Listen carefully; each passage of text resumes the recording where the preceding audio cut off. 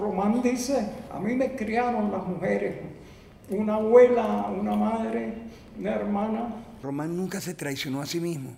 El legado de Román, su obra, su espíritu, su visión como creador cinematográfico es habernos enseñado un camino de percibir el cine en función de recrear nuestra identidad como venezolanos. Así que Román para mí no solamente es un gran profesional, sino un ser humano inigualable. Lo llevo en el alma. Él fue precursor en su momento de lo que hoy conocemos como el cine venezolano. Román era una gran escuela, una escuela que caminaba. Él era un virtuoso natural, ¿no? Era un gran poeta, muy buen dramaturgo, buen director de teatro, buen director de cine, buen guionista, ¿no? Siento que ahora las películas de Román serán vistas de otra manera, porque Román tenía una manera muy, muy especial de filmar y de contar sus historias. Román fue uno de los grandes pilares de mi vida, en cuanto a director se refiere, en cuanto a amigo, en cuanto a profesor. Entonces Román era para mí un ser especialísimo, y ese se me fue.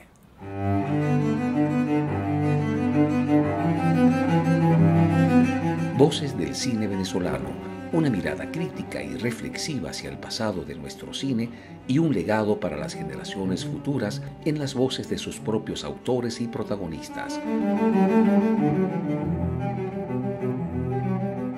Voces del cine venezolano está patrocinada por el Centro Nacional Autónomo de Cinematografía, CENAC, y Producciones Omar Mesones para Zona Cine Caracas.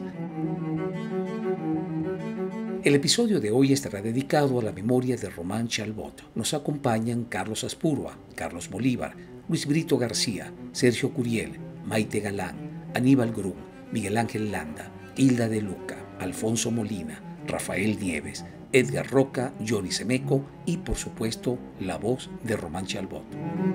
Y como siempre, quien les habla, su anfitrión, Omar Mesones. No son hombres los que he tenido, sino metros de hombres, kilómetros de hombres, una autopista de hombres. Y lo mismo.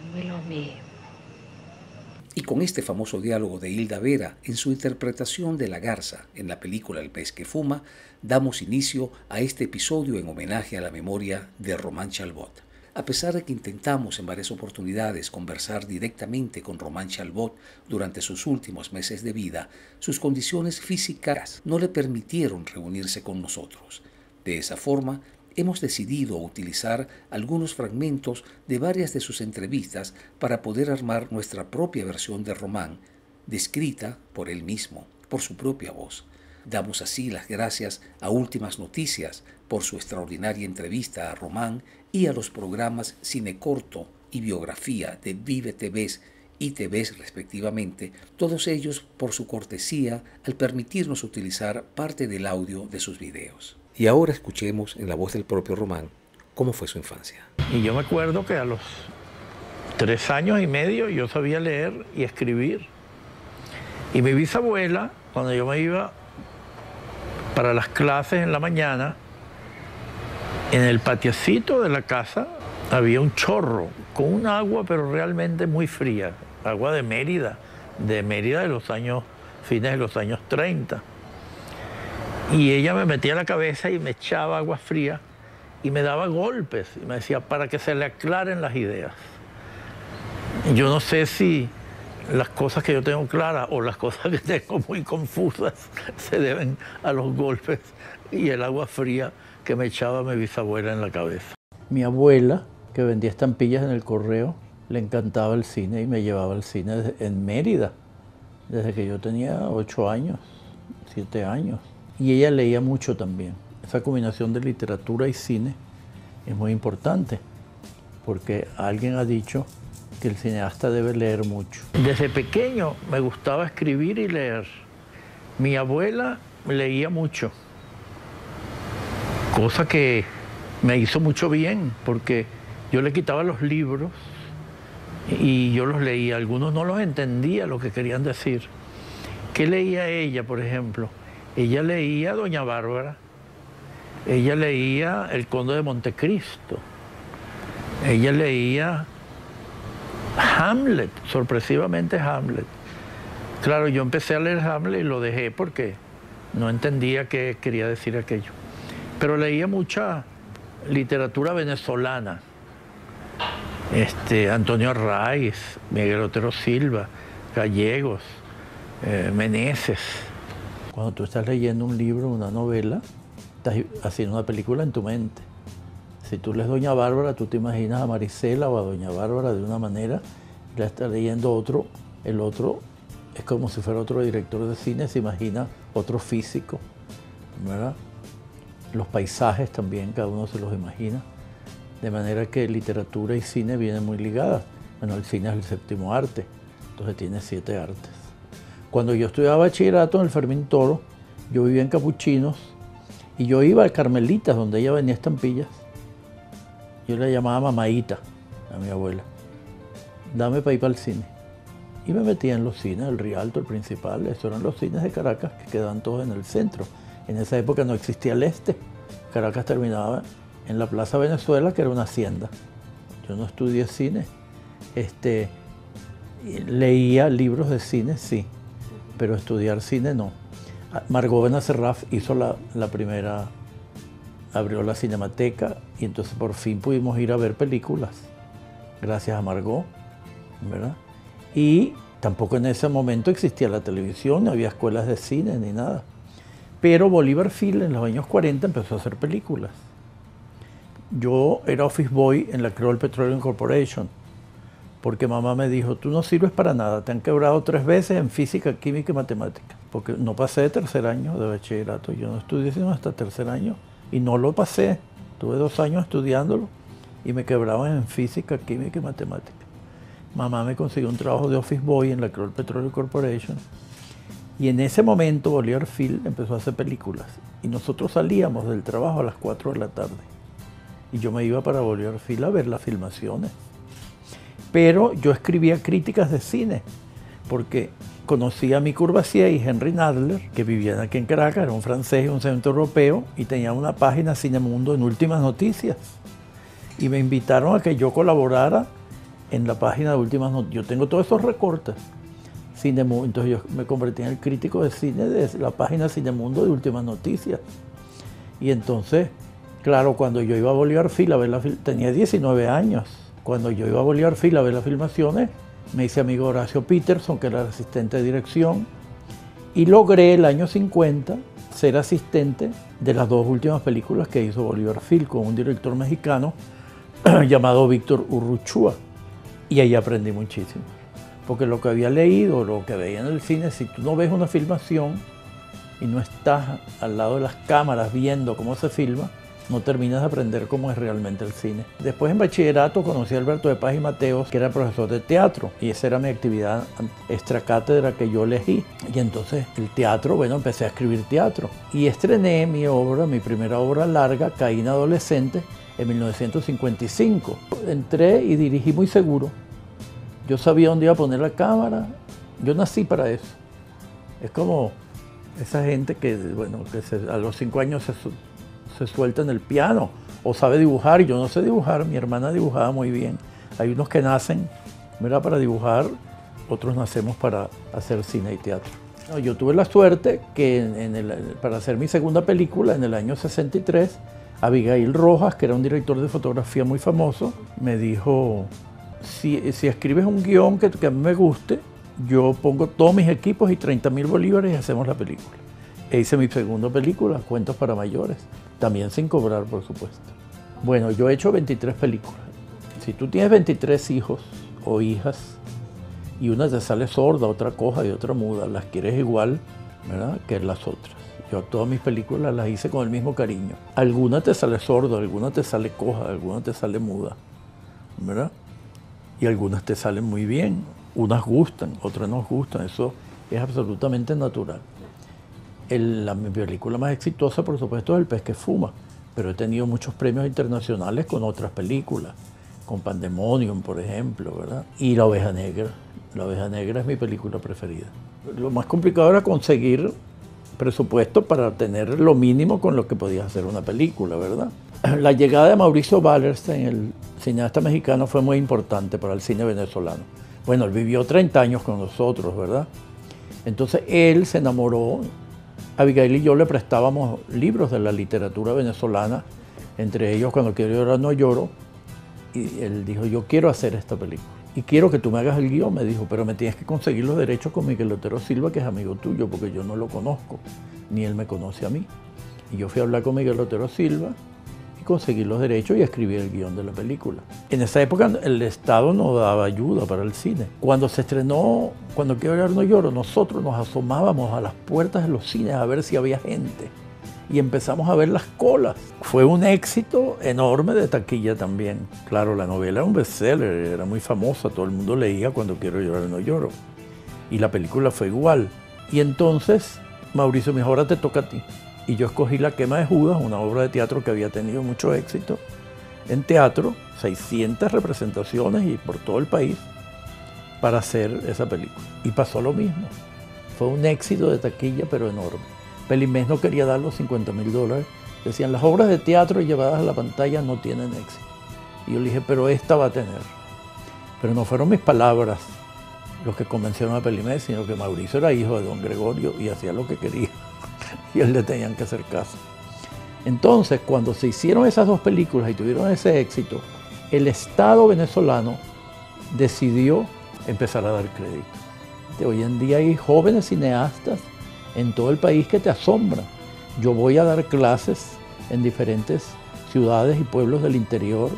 Voy de jurado a festivales, por ejemplo, el Festival de Cortos en Barquisimeto, y a veces nos cuesta dar los premios porque se están surgiendo en todo el país jóvenes que hacen un cine. Ellos tienen el derecho y el deber de hacer mejor cine que el que hicimos nosotros, porque ellos ahora se le dan clases, se educan, ¿me entiendes? Que antes no había quien lo educara a uno en ese sentido. Me parece maravilloso un actor que se forma del teatro, siempre que cuando no vaya a hacer cine sea teatral, ¿verdad? Pero la formación en el teatro es muy importante, ¿verdad? Porque entonces se torna en un actor culto. Eso no quiere decir que todos los actores cultos sean mejores que los que no son cultos. Yo pienso que no hay reglas en el mundo. Eso de las reglas, siempre hay la excepción. Hay grandes actores en la historia del teatro mundial que no han sido cultos. Inclusive había una famosa actriz española que no sabía leer y entonces su asistente le leía y ella se aprendía de memoria oyendo lo que le decía el asistente porque no sabía leer, y era una gran actriz. A veces me siento a escribir y no pasa nada. Y a veces estamos ahorita conversando y se me ocurre una idea, alguna anotación, y después salgo corriendo. Por ejemplo, hay una obra, la última obra que yo estrené, Bingo, la empecé a escribir en 1980 en Nueva York, porque la obra pasa en Nueva York y lo que cuenta la obra, yo lo viví un poco. Yo fui testigo me llevaron a ese asilo de ancianos y eso me inspiró la obra. Pero cuando escribí 17 páginas, se me cerraron las puertas. Y entonces un día, yo la tenía en la computadora metida, esas 17 páginas, y un día, en el 2011, yo siempre la veía para ver si la seguía. En el 2011 un día abrí y es como si los personajes me hubieran dictado los parlamentos y la terminé. ¿Cuántos años después? Bueno, y se estrenó. El teatro se ha extendido y está fuera de Caracas.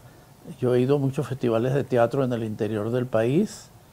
He dado algunos cursos que me han invitado y realmente es extraordinario el interés de los jóvenes por hacer teatro o cine también, ¿verdad? Y eso es maravilloso porque ha crecido, pues. Y estamos seguros que van a surgir nuevos autores, nuevos actores, ¿verdad? Y es muy importante para la cultura de nuestro país. Ese es un gran avance. Yo pienso que se debería hacer más teatro y más cine para niños. ¿verdad? Pero yo creo que el avance que está teniendo el teatro y el cine en Venezuela es muy importante y que se van a recoger esas semillas que se están sembrando o que se han sembrado a través de todos esos años y se siguen sembrando, va a dar una gran cosecha en el futuro. Tengo mucha esperanza y mucha fe en la calidad del cine y del teatro venezolanos.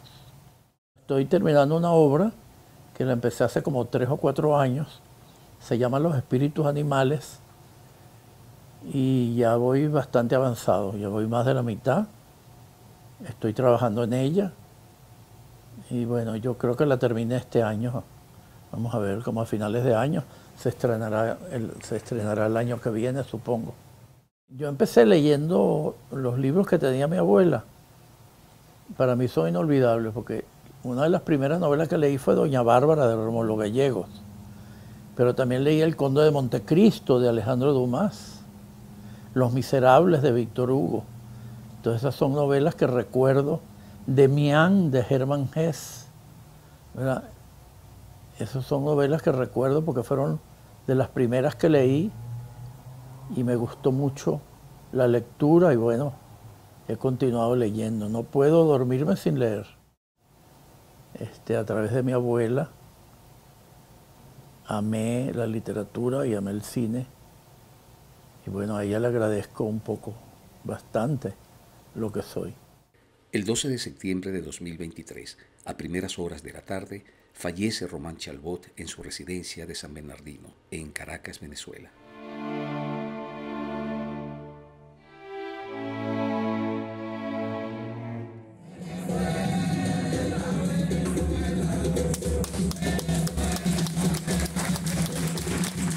Entre cantos y tambores, el 14 de septiembre de 2023, en horas de la mañana, llegaron los restos mortales de Román Chalbaud a los escenarios del Teatro Nacional, lugar que fue testigo de muchas de sus obras teatrales. Allí comenzó la capilla ardiente, en donde sus amigos, compañeros de trabajo y colegas tuvieron la oportunidad de despedirse de él por última vez.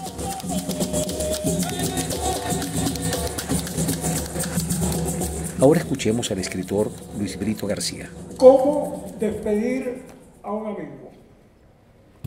Lo mejor es no despedirlo. Pensaba yo, ya que aquí estamos entre cineastas y teatreros, el que no lo es que ha sido o quiere serlo. En una película del maestro Kurosawa, Los Sueños, sueños verdaderamente reales. En el último episodio hay un funeral, pero un funeral que quizás el que el maestro Kurosawa hubiera querido tener. Hay una procesión, pero una procesión alegre. La gente no llora, sino que danza. Brincan de alegría, arrojan flores, porque se despide a alguien que ha vivido más de 80, 90 años, una vida plena, fecunda, llena de amores y de desgracias, porque una es una dama que lo dejó. Y esa es la despedida que todos querríamos tener y debíamos tener, y la que justamente está teniendo el maestro Chalbaud. Esto debe ser él llamando desde otro lado.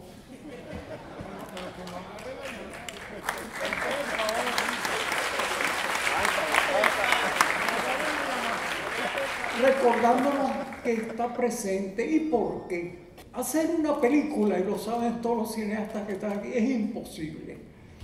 En Venezuela, más imposible todavía. Y Román ha hecho 24 largometrajes en un país donde eso no se puede, o es dificilísimo.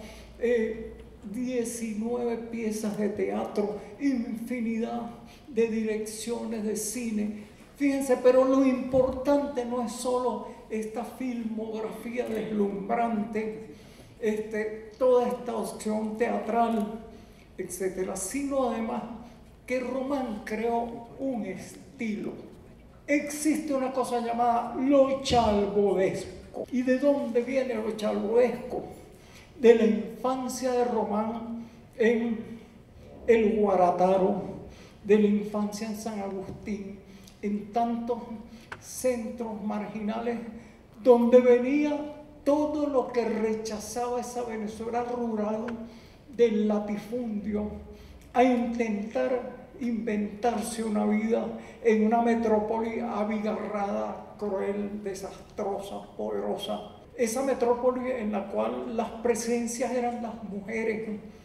Román dice, a mí me criaron las mujeres, una abuela, una madre, una hermana, que le dieron el ejemplo de subsistir en la mayor de las durezas, de las carestías y de las dificultades. Escuchemos ahora a Carlos Aspurua.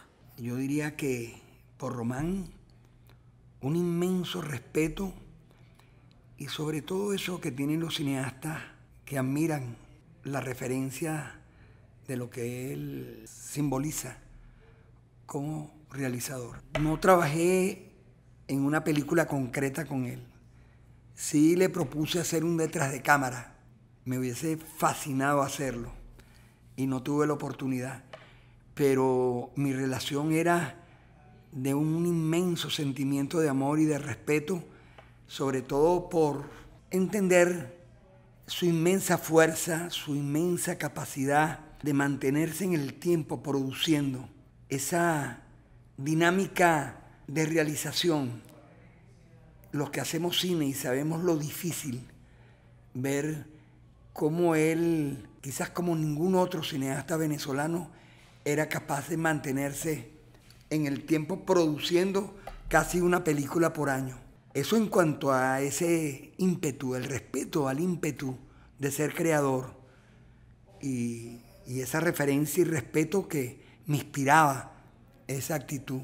Lo otro es quizás el aprender de sus películas, ir a los códigos subjetivos y culturales del venezolano.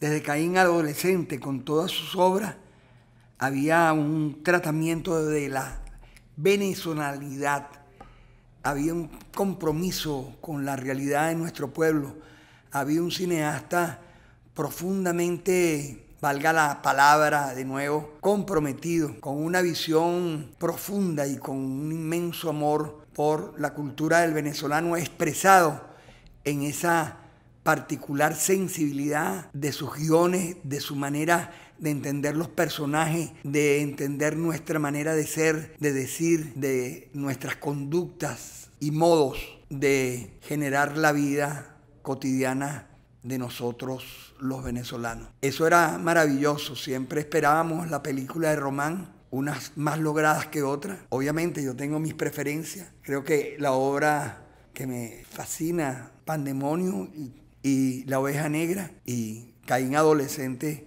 es una referencia extraordinaria, porque ahí yo creo que en Caín Adolescente, que es su primera obra hecha en la Charneca, en los hornos de cal, por el barrio de San Agustín del Sur, es una visión del mundo de Román, donde existe toda esa extraordinaria percepción de la subjetividad cultural del venezolano. Eso quizás es lo más fecundo, pero hay otro aspecto que no dejo de valorar, que es la cantidad de técnicos, actores, productores que están distribuidos en toda su obra.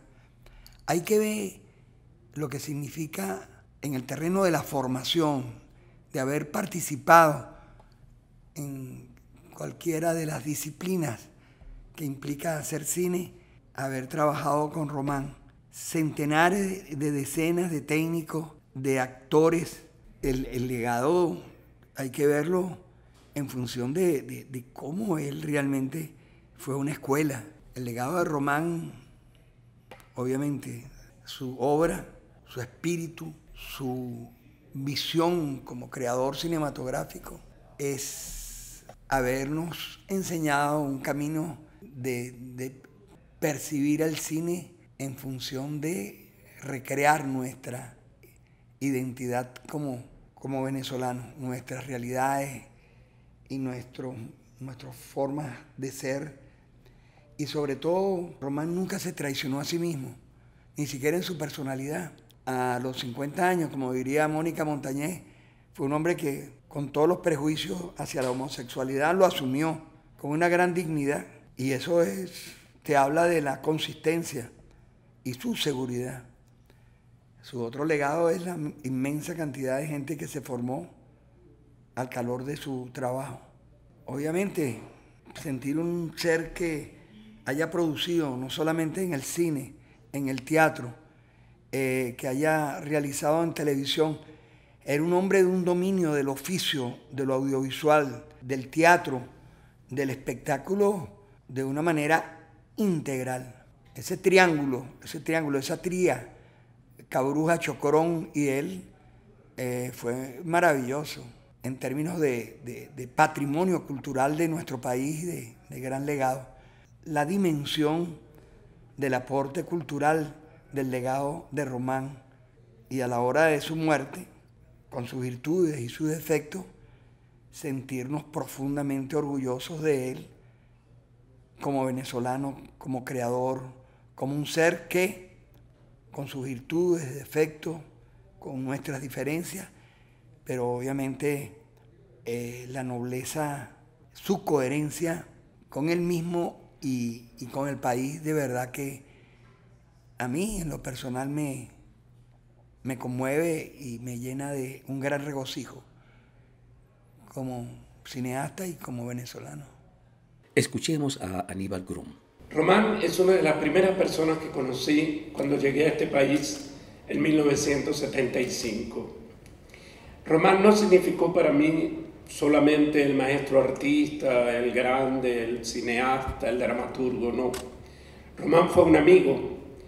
Yo compartí con él muchas cosas, mucha vida, muchas anécdotas, mucho cine. Encontrarnos, por ejemplo, una vez en Madrid y me dijo, mira, hay una película que se llama Fiscarraldo, vamos a verla.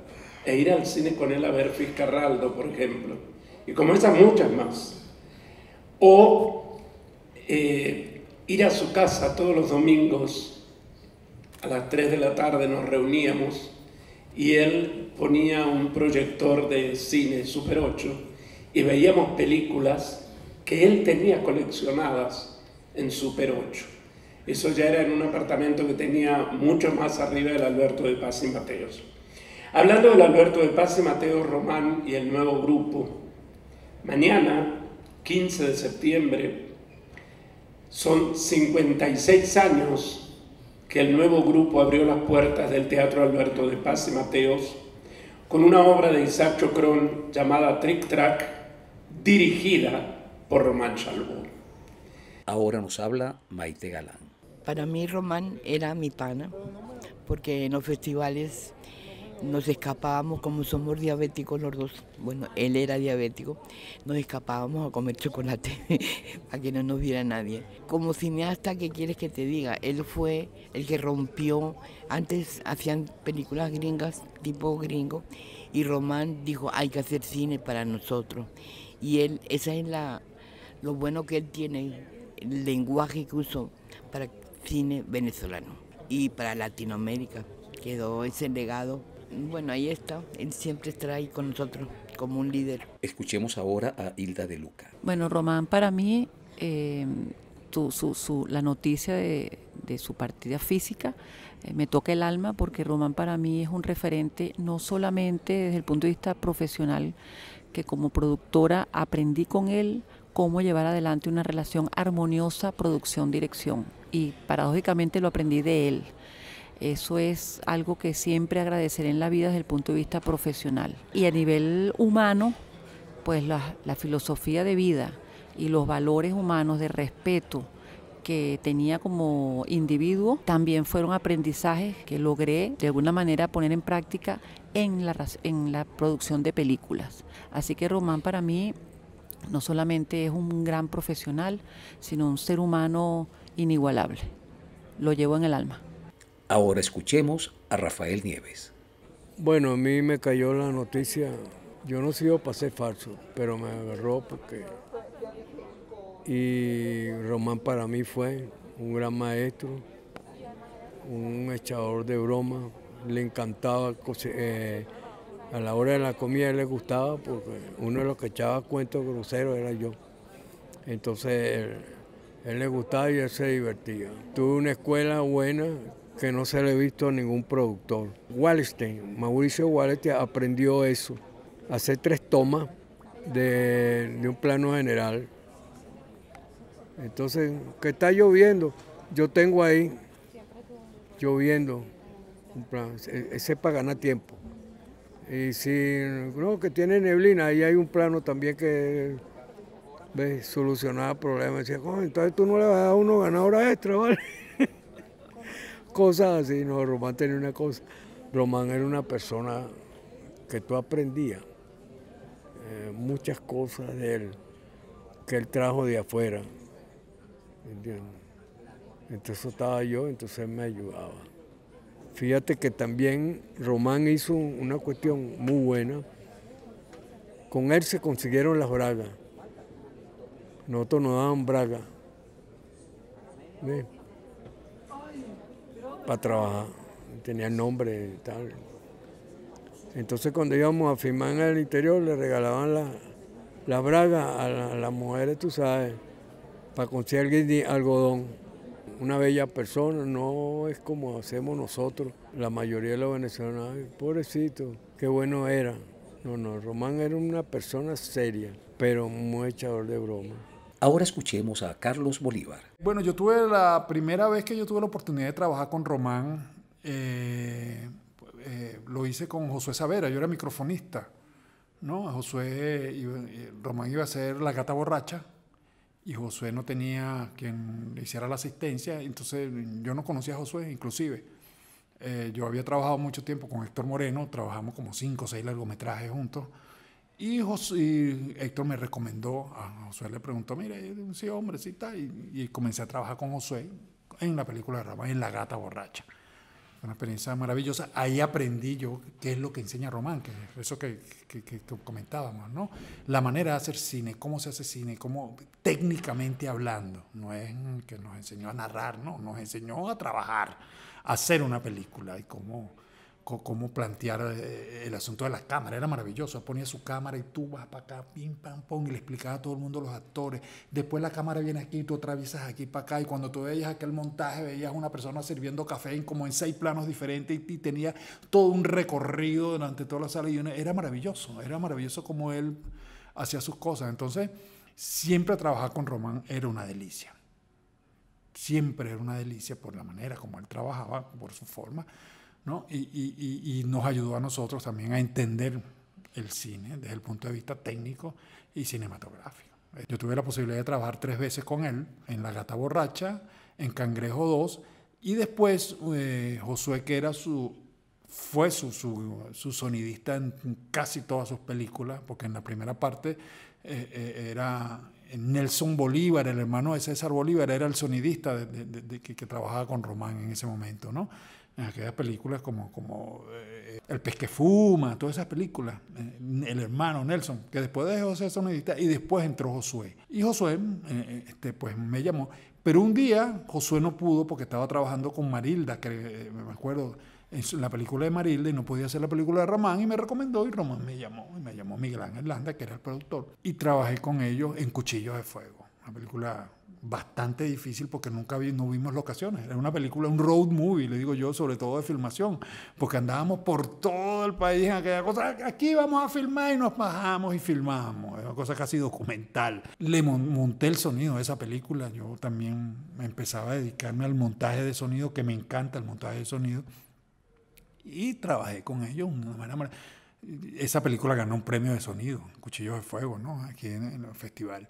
Entonces, esas fueron las oportunidades que yo tuve de trabajar con Román. Siempre fue muy fácil trabajar con Román. Román siempre fue un tipo cordial con la gente técnica. Siempre fue cordial con nosotros. Todavía, a pesar de que la última vez que yo trabajé con... Mentira, no fue la última vez.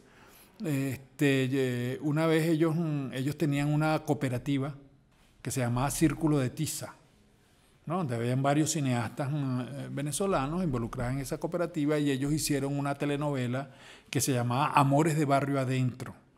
¿no? Ellos un día iban a comenzar una temporada y nos llamaron. Yo pertenecía a otra cooperativa que es Procine, que todavía estamos allí, y nos llamaron y yo trabajé con él, hice como 12 capítulos de la telenovela, una temporada hice, ¿no? Y tuve esa otra oportunidad de trabajar con Román.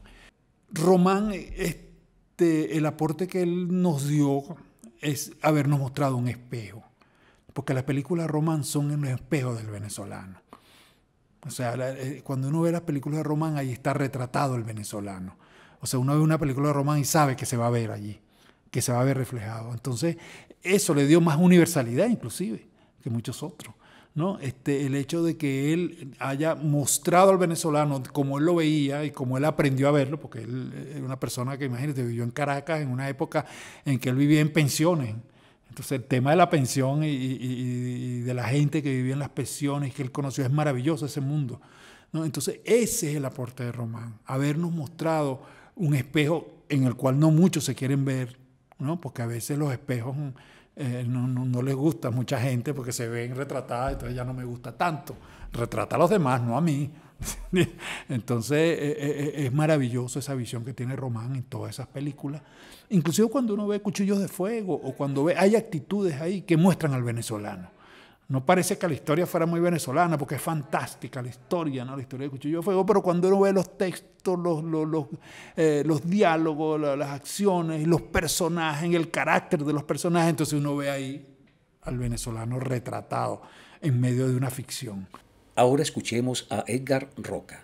Bueno, el maestro Chalbaud yo lo conocí en el año 2012 haciendo un trabajo para la Escuela de Cine y Televisión de la cual yo egresé, donde yo estudiaba en ese momento. Desde el principio fue un hombre súper cercano, súper abierto a darle la mano a nuevas generaciones. Y bueno, aceptó una entrevista a un grupo de estudiantes que no conocía, asistir a la escuela, solamente pidió que se le buscara y se le llevara. Y bueno, nos dio allí, compartió con nosotros una hora. A partir de ese momento, yo quedé pendiente, o sea, con el contacto del maestro y le dije que le iba a entregar como que el material de lo que habíamos grabado. Conversando, yo le cuento que era mi segunda carrera, ya yo había egresado de la Universidad Central en otra carrera que no tiene que ver con el cine, que es la bibliotecología. Yo soy, de cierta manera, un gerente de formación. Y a él le hizo empatía ese hecho, porque su mamá toda la vida fue bibliotecaria y me mostró unos grandes álbumes que se conservan, que existen hoy en día, de 50 años de que su mamá se encargó de hacer toda una recopilación hemerográfica de cosas que salían en la prensa sobre el maestro, ¿no? Entonces me hizo una propuesta que, no, así como El Padrino, que no pude rechazar. Me dijo que si a mí me gustaría hacer el inventario de todas sus películas y todos sus libros, porque él había decidido donar toda su biblioteca y todas sus películas a la Universidad de las Artes, a la UNEARTE. Yo acepté porque, bueno, además era un trabajo que sabía hacer, y me consigo con un trabajo que yo pensé que era una cosa de una semana y era una cosa que me llevó casi 2 años, porque el maestro tenía 6.000 libros en su biblioteca y casi 3.000 películas. Entonces era clasificarlas, organizarlas, inventariarlas. Y todo eso él le sirvió de excusa para, yo siento, en el tiempo, adoptarme como un nieto que nunca tuvo. El maestro, cuando tú revisas su entorno, tú tienes, bueno, esta gente es el hermano, esta gente es el amigo, esta gente es el hijo, pero no tenía un nieto. Entonces, ese de cierta manera, a los años, por supuesto, cuando trabajamos, yo diría que los últimos 2 años, que estuve todavía más cerca a él, dije, bueno, el espacio que el maestro llena para mí también es el de un abuelo. Yo no crecí con esa cercanía a mis abuelos, ni paternos ni maternos, y entonces yo decía, bueno, así se debe sentir tener un abuelo al que tú vas, visitas, le llevas algo, o te invita a un café, o vamos y almorzamos, y hablamos de películas, y hablamos del cine, o vamos a una obra de teatro juntos y tal. Él aprovechó ese tiempo donde yo por casi 3 años llevaba todo lo que era su agenda, llevaba todo lo que era el contenido de talleres que daba para diversas instituciones, para el SENAC, para la Cinemateca. Yo elaboraba el contenido, se lo organizaba y estaba allí como su asistente, pasándole las láminas, haciéndole y sacándole copias para que él tuviera cosas para apuntar. pendiente pues de toda su dinámica académica y de su dinámica de entrevistas y de invitaciones que normalmente le llegaban al maestro por ser una figura pública, pues.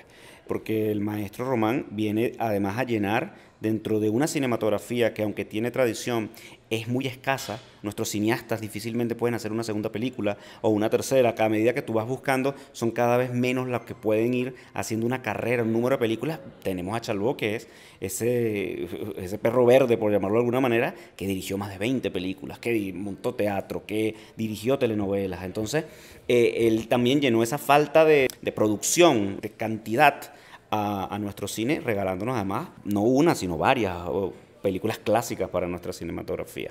A partir de este momento es como el nacimiento de ese legado. Antes era una leyenda viva, ahora es una leyenda, y es un nombre que tú no puedes dejar de nombrar si vas a hablar del cine venezolano, del teatro venezolano, de la telenovela venezolana. O sea, es allí una referencia y, repito, para mí una manera de hacer las cosas. Escuchemos ahora a Sergio Curiel.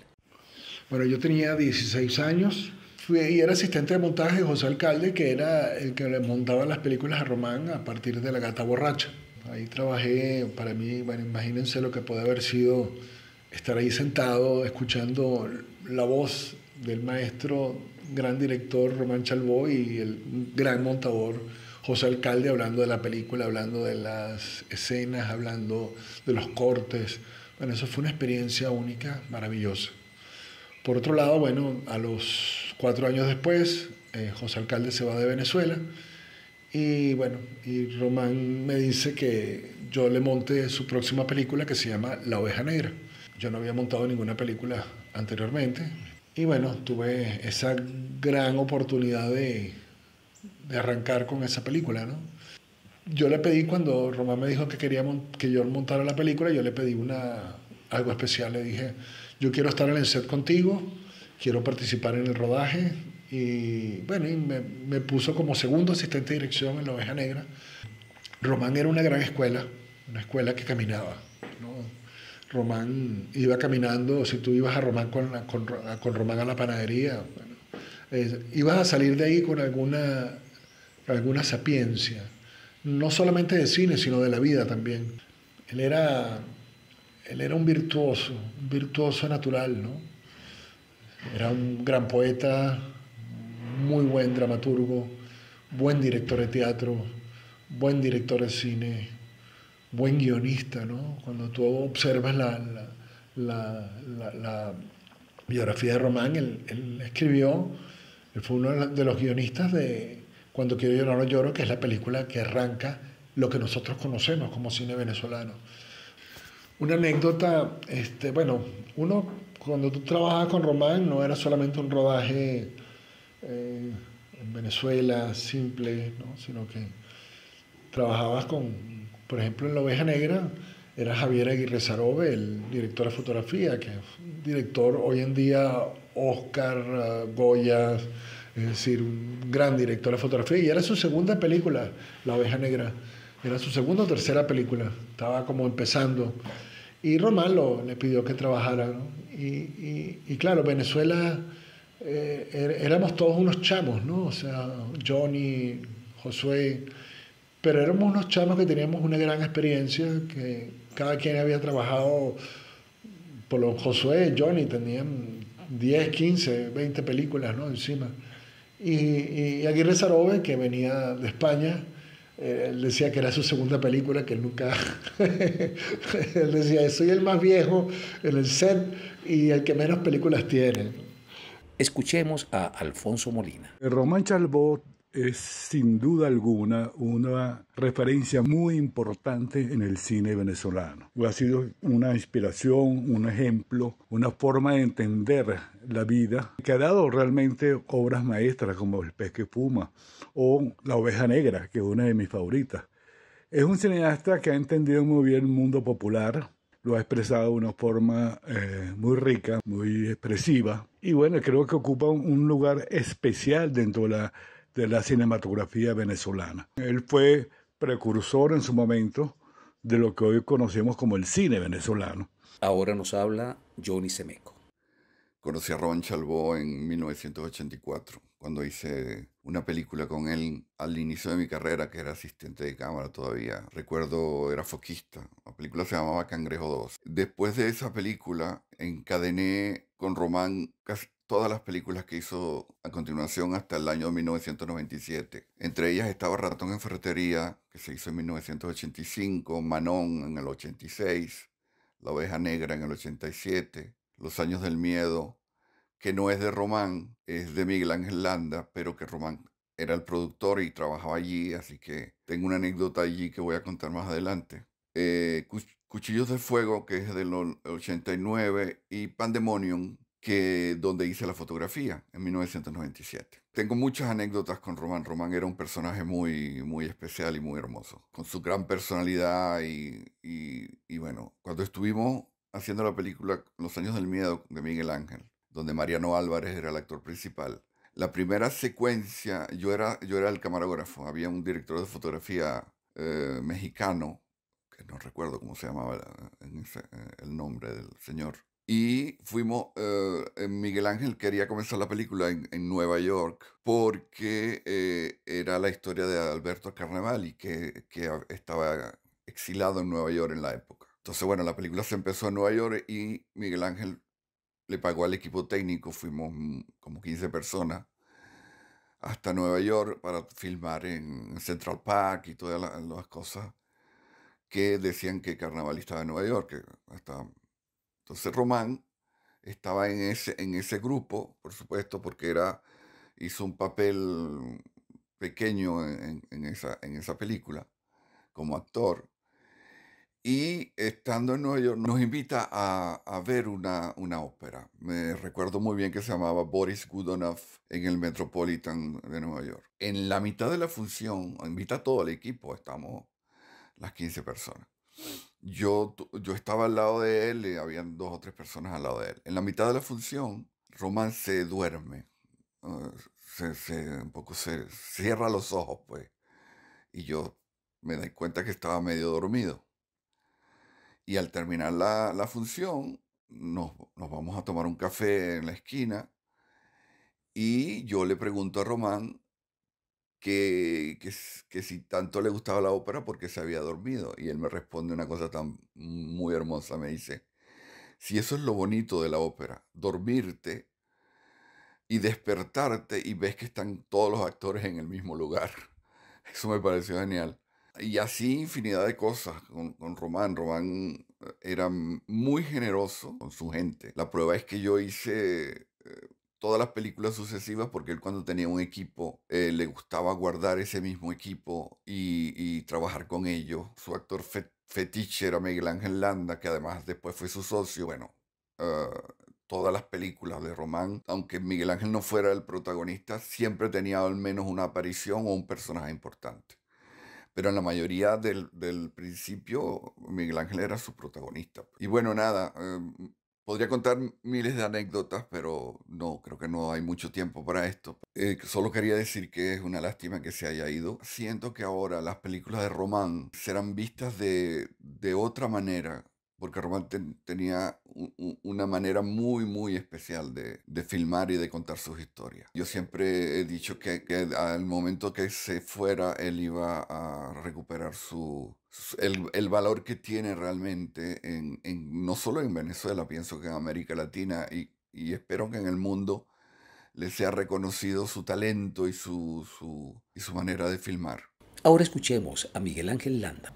Mucho, a mí me pegó mucho. Si yo pudiera transcribir o pudiera escribir algo que fueran realmente los elementos que yo siento, el dolor que yo siento, el malestar que yo siento, la soledad que yo siento. Yo me sentí muy solo con la muerte de Román. Me sentí solo. Y yo no lo llamaría dolor. Yo lo llamaría sentimiento, porque es un sentimiento tan grande que uno siente cuando alguien tan importante en la vida de uno se va y no hay forma que regrese y no hay forma que lo veas más nunca.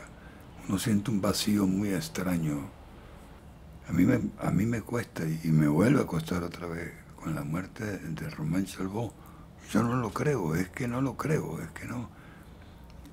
Estábamos muy cerca en cuanto a edad se refiere. Yo le llevaba 4 años, 5 años, algo así, muy poquito. Éramos prácticamente contemporáneos. Román y yo fuimos grandes amigos, tanto en las grabaciones, como en el trabajo, como en todas las cosas. Román siempre fue un señor, definitivamente, un señor. Yo sigo amando a Román Chalbaud, yo sigo amándolo. Román Chalbaud para mí primero fue el que me dio la mano para yo comenzar a trabajar en un camión, manejándolo, cuentos para mayores. Él me llamó y me dijo, porque él sabía que yo estaba estudiando teatro y eso, y sabía que yo era camionero. Y entonces él sabía eso y me dijo, bueno, mira, tienes esta oportunidad aquí, entonces vamos a hacer este papel donde tú manejas el camión, pues. Y ahí comenzamos a trabajar. Todo fue felicidad, porque Román era un gran talentoso. Román me llamaba y me decía, tengo una escena aquí para la película que quiero que la leamos, ¿te puedes venir? Voy para allá. Román y yo viajamos juntos con un par de maletas que íbamos a un festival en Francia y llevábamos la película. Y fuimos con las maletas como 7 cuadros cargando unas maletones enormes que ahí llevábamos películas y todo. Román y yo llevamos una vida muy hermosa en cuanto a trabajo se refiere. Y a él le gustaba mucho mi trabajo. Eso sí, decía, es que tú tienes unas condiciones histriónicas muy buenas. Tú eres un actorazo, tú actúas y tú no actúas. Román tiene una peculiaridad muy grande. Román a los actores los dirige con una suavidad, con una delicadeza, no le grita nunca a nadie. Pero cuando se molestaba, porque era tan evidente lo que estaba pasando con el actor, se le salía el Chalbaud, el malestar. Pero ¿por qué lo haces así? Es que yo te lo marqué distinto, en fin. Y yo aprendí muchísimo. Tengo que agradecerle, y si me estás oyendo, y me estás esperando, que muy pronto me voy, que yo estoy a punto. En cualquier momento, pues, nos encontramos allá. No tuvimos nunca ni un sí ni un no. Uno solo, que fue el que se acabó, que fue como demasiado, fue muy fuerte. Yo le doy gracias a Dios siempre haber conocido a varias personas, y entre ellas está Román. Hicimos muchas premiers, y yo era amante de las premiers. Y casi todas las películas que hicimos, yo hacía la premier. Y en esa premier, por supuesto, estaba Román, que era el director. Y si no era director, en esa estaba como que fuera director, porque él pertenecía al grupo, pues. Un grupo tan hermoso como ese. Realmente uno se siente orgulloso de saber que tiene a un Román al lado. A mí me gusta la ópera, pero no soy un tipo no soy melómano. Román sí lo es. Y por el solo hecho de que Román fuera, yo fui. Estaba al lado de Román, no sé en cuántas óperas, en Nueva York. Román al lado mío, y yo lo acompañaba. Y él sabía que yo lo hacía con mucho gusto, no por obligación. Por ahí escuché a alguien ahora que dijo que Román se dormía en las obras de teatro, en las óperas. Y era verdad. Yo tuve un Román dormido a la derecha, no sé cuántas veces, en espectáculos, no sé cuántas veces. Román fue uno de los grandes pilares de mi vida, en cuanto a director se refiere, en cuanto a amigo, en cuanto a profesor, porque más de una vez le pedí consejos y le preguntaba por libros para leer. Entonces Román era para mí un ser especialísimo. Y ese se me fue. Cuando yo supe la muerte de Román Chalbaud,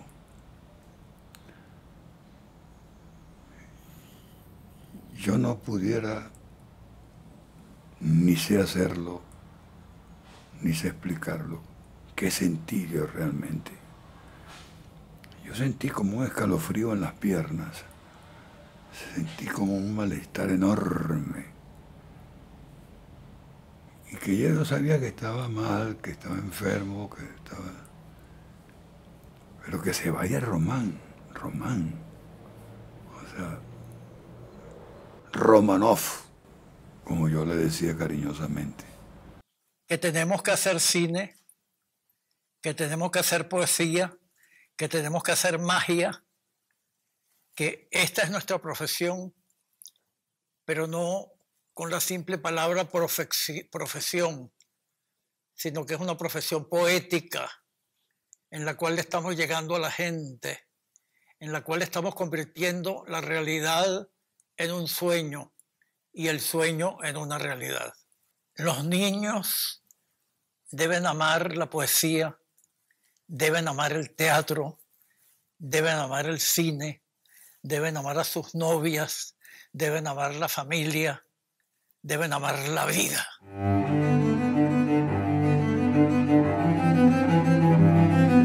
Voces del cine venezolano, una mirada crítica y reflexiva hacia el pasado de nuestro cine y un legado para las generaciones futuras en las voces de sus propios autores y protagonistas.